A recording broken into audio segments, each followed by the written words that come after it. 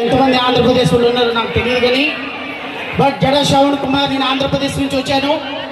ఆంధ్రప్రదేశ్ ఇక్కడ ఉన్నటువంటి తెలుగు వాళ్ళు ఎవరు ఉంటే దయచేసి చేయొత్తమని కోరుతున్నా. తెలుగు వాళ్ళు ఇక్కడ ఎంతమంది ఉన్నారు? తెలుగు వాళ్ళు ఎంతమంది ఉన్నారు? ఈ రోజు దేశం మొత్తం చూస్తున్నటువంటి ఈ ఉద్యమం మన ఆంధ్రప్రదేశ్ నుంచి, తెలంగాణ నుంచి కూడా ఈ ఉద్యమానికి మన స్ఫూర్తినివ్వాలి అని ఈ రోజు ఈ వేదిక నుంచి మీ అందరినీ కూడా కోరుతున్నా.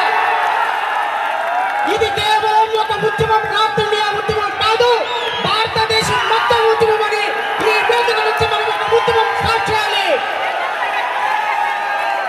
ఇది భారతీయ జనతా పార్టీ ఆర్ఎస్ఎస్ కోసం జరుగుతున్న ఉద్యమం కాదు, ఇది ఒక స్వతంత్ర మహాసంగ్రామం కోసం జరుగుతున్న ఒక ఉద్యమంగా ఇక్కడ నుంచి మనం మొదలు పెట్టాలి.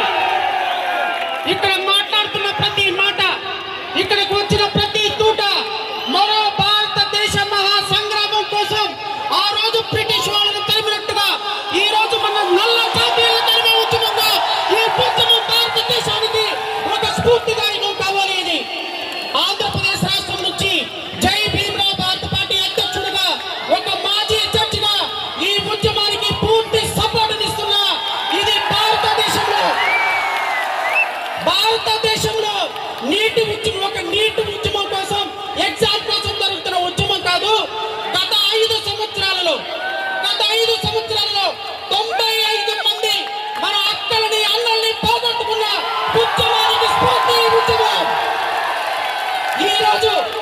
ఈ రోజు 15 మంది అక్కలు, చెల్లెళ్ళు, అన్నలు, తమ్ముళ్ళు బలిదానం కాబట్టి కళ్ళు మూసుకొని కేంద్ర మంత్రి, రాష్ట్ర దేశ ప్రధానమంత్రి పార్లమెంటులో ఇక్కడ ఉద్యమం జరిగేంత వరకు ఒక్క ప్రకటన కూడా చేయకపోవడం ఈ దేశ చరిత్రకు సిగ్గు.